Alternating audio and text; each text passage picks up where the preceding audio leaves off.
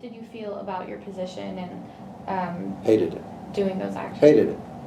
Absolutely hated it. Mm-hmm. Made me sick to my stomach to see what it was that we were doing. That was in my squad. We called him Doc. He was a conscientious objector. But nevertheless, he carried a .45.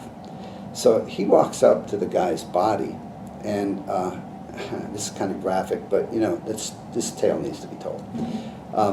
He opens up his mouth, and he sees that he has gold teeth. So he starts stomping on the guy's body, his face, trying to dislodge the teeth. And after a while, he would reach in there, he'd wiggle the teeth, he couldn't get it out. So he took his surgical scissors, and I'll never forget this sound. It was like the sound of the scissors cutting through a carrot.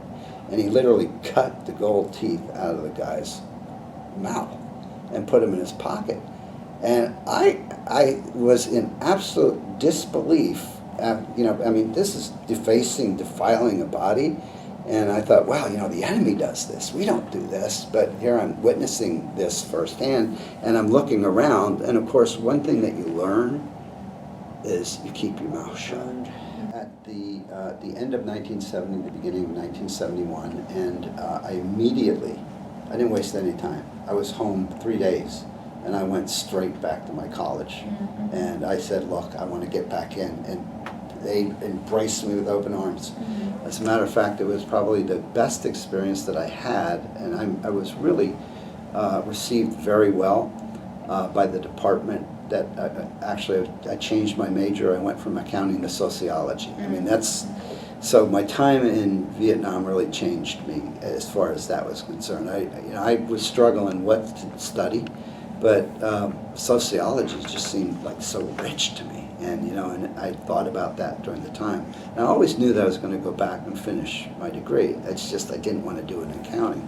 So when I came back, the world the United States was contentious, but it seemed like the whole world had changed in the 2 years that I was gone. Completely different world perspective on man's inhumanity to man, and the terrorism of war.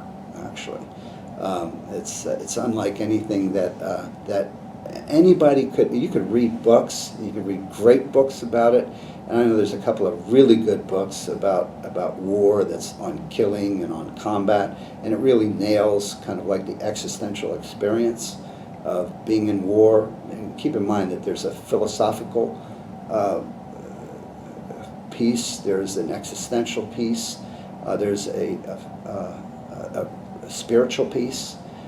Because when you start engaging in life and death, you start questioning your beliefs, and you start questioning the way that people live life, and how easy it is to take a life, and which is just horrendous when you think about just how easy it is to take a life. But why is it that we need to take lives in order to propagate political ends? And I think that that's what I came out of it with, was more of a distaste for politics and for the misuse of young individuals to fight wars for reasons that we really weren't clear about, and still aren't clear about today. Mm-hmm.